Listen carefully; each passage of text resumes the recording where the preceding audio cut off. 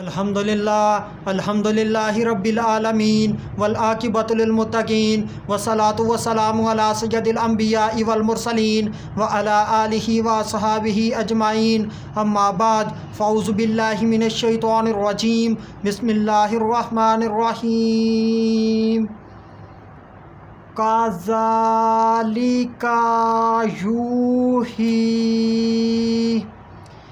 الیک وإلی الذین من قبلک اللہ العزیز الحکیم۔ صدق اللہ العظیم۔ ان اللہ وملائکتہ یصلون علی النبی یا ایھا الذین آمنوا صلوا علیہ وسلموا تسلیما۔ اللہم صل علی سیدنا و مولانا محمد وبارک وسلم وصلوا علیہ۔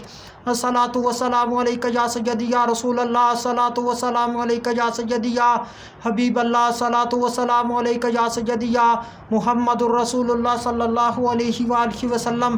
اللہ تبارک و تعالیٰ کی حمد و ثنا اور اس کے پیارے حبیب حضرت محمد صلی اللہ علیہ وآلہ وسلم کی ذات اقدس پر درود و سلام کا نذرانہ پیش کرنے کے بعد میں سچے دل سے دعا گو ہوں کہ اللہ عز و جل میرے حاضرین، ناظرین، سامعین کے مال، جان، عزت، آبرو میں برکتیں عطا فرمائے، اور دعا گو ہوں کہ اللہ عز و جل مجھے حق سچ ٹھیک بیان کرنے کی توفیق عطا فرمائے۔ اگر اس میں کوئی غلطی کوتاہی ہو تو اللہ عز و جل اپنی شان کریمی کے صدقے سے مجھ بندہ ناچیز کو معافی عطا فرمائے۔ دعائیہ کلمات کے بعد آج کا جو میرا عنوان ہے وہ ہے وحی کی ابتدا۔ احادیث کی روشنی میں خطبہ کے اندر تلاوت کی گئی آیت کریمہ سورہ شورى آیت نمبر 3 پارہ نمبر 25، ترجمہ یوں ہی وحی فرماتا ہے تمہاری طرف اور تم سے اگلوں کی طرف اللہ عزت و حکمت والا۔ حضرت عائشہ صدیقہ رضی اللہ تعالی عنہا بیان کرتی ہیں کہ رسول اللہ صلی اللہ علیہ وآلہ وسلم پر وحی کی ابتدا سچے خوابوں سے ہوئی۔ حضور پاک صلی اللہ علیہ وآلہ وسلم جو خواب دیکھتے اس کی تعبیر صبح روشن کی طرح پاتے۔ پھر آپ صلی اللہ علیہ وآلہ وسلم کے اندر تنہائی کی محبت پیدا کی گئی تو آپ صلی اللہ علیہ وآلہ وسلم غار حرا میں جا کر تنہائی میں اللہ پاک کی عبادت کیا کرتے تھے، اور رسول اللہ صلی اللہ علیہ وآلہ وسلم اپنے ساتھ خورد و نوش کا سامان لے جاتے اور کئی راتیں وہاں پر گزارتے، اور جب کھانے پینے کا سامان ختم ہو جاتا تو نبی پاک صلی اللہ علیہ وآلہ وسلم گھر واپس تشریف لے آتے اور سامان لے کر دوبارہ غار حرا کے اندر چلے جاتے۔ حضرت خدیجہ، یہاں پر ایک بات کی وضاحت کرتا چلوں کہ عام طور پر ختیجہ پڑھا جاتا ہے، اور اگر اس کو اعراب کے ساتھ درست طریقے سے ادا کیا جائے تو یہ لفظ خدیجہ ہے۔ حضرت خدیجہ رضی اللہ تعالی عنہا حضور پاک صلی اللہ علیہ وآلہ وسلم کو کھانے پینے کا سامان دیا کرتی تھیں۔ اسی دوران غار حرا میں اچانک آپ صلی اللہ علیہ وآلہ وسلم پر وحی نازل ہوئی۔ فرشتے نے آ کر آپ صلی اللہ علیہ وآلہ وسلم سے کہا پڑھیے، تو آپ صلی اللہ علیہ وآلہ وسلم نے فرمایا میں پڑھنے والا نہیں ہوں۔ تو اس فرشتے نے، نبی پاک صلی اللہ علیہ وآلہ وسلم بیان کرتے ہیں، اس فرشتے نے مجھے پکڑ کر دبایا اور چھوڑ دیا، پھر کہا پڑھیے، تو آپ صلی اللہ علیہ وآلہ وسلم نے فرمایا میں پڑھنے والا نہیں ہوں۔ حضور پاک صلی اللہ علیہ وآلہ وسلم بیان کرتے ہیں کہ اس فرشتے نے مجھے دوبارہ پکڑا اور مجھے دبایا یہاں تک کہ اس نے مجھے تھکا دیا اور کہا کہ پڑھیے، تو میں نے نبی پاک صلی اللہ علیہ وآلہ وسلم نے فرمایا کہ میں پڑھنے والا نہیں ہوں۔ اس نے چوتھی مرتبہ آپ صلی اللہ علیہ وآلہ وسلم کو پکڑ کر دبایا یہاں تک کہ اس نے آپ صلی اللہ علیہ وآلہ وسلم کو تھکا دیا اور ساتھ کہا پڑھیے اپنے رب کے نام سے، یعنی کہ پوری صورت اس فرشتے نے نبی پاک صلی اللہ علیہ وآلہ وسلم کو سنائی، یعنی کہ پوری صورت کا نزول پہلی مرتبہ ہوا۔ وہ صورت کے اندر اس چیز کا بیان ہوا ہے، اقرأ بسم ربک الذی خلق خلق الانسان من علق اقرأ وربک الاکرم الذی علم بالقلم علم الانسان ما لم یعلم۔ ترجمہ، اپنے رب کے نام سے پڑھیے جو خالق ہے، جس نے انسان کو گوشت کے لوتھڑے سے پیدا کیا۔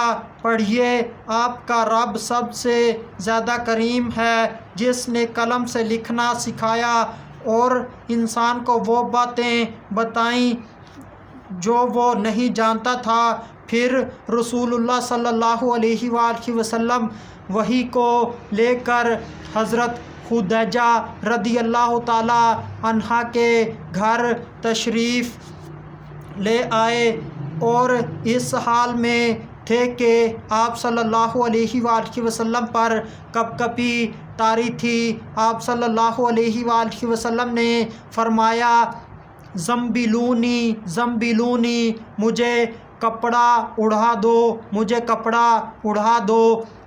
تو گھر والوں نے آپ صلی اللہ علیہ وآلہ وسلم کو کپڑے اڑا دیے،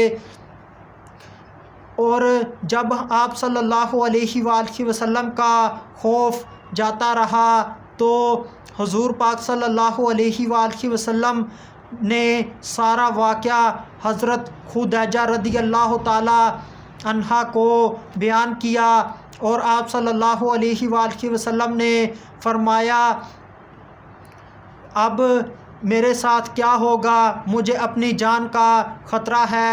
حضرت خدیجہ رضی اللہ تعالی عنہا نے آپ صلی اللہ علیہ وآلہ وسلم سے عرض کیا ہرگز نہیں، آپ کو یہ خوشخبری مبارک ہو، اللہ تعالیٰ آپ کو ہرگز رسوا نہیں کرے گا۔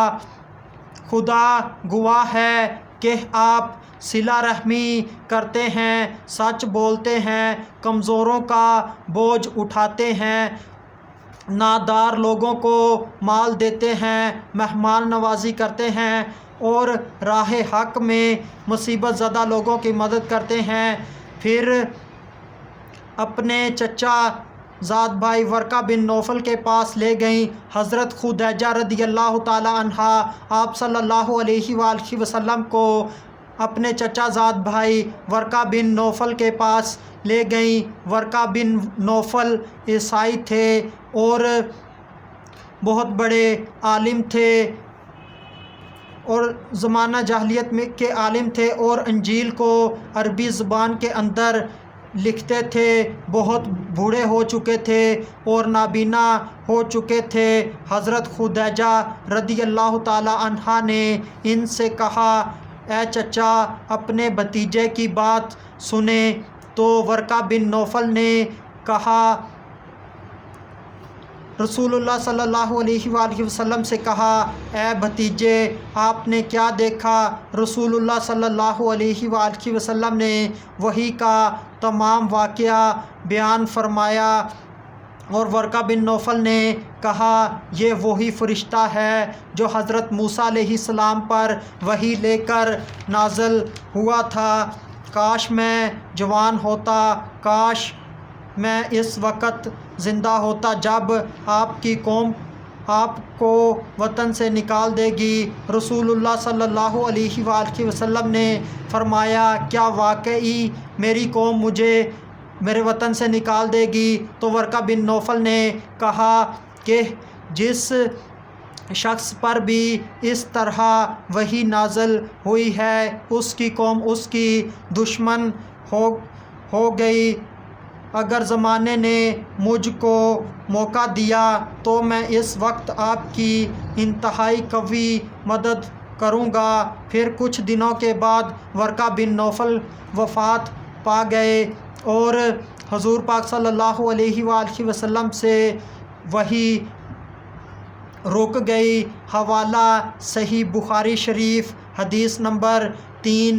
اگر حدیث بیان کرنے کے اندر کوئی کمی بیشی رہ گئی ہو تو اللہ پاک مجھے اپنے شان کریمی کے صدقے سے معافی عطا فرمائے۔ وما علینا الا البلاغ المبین۔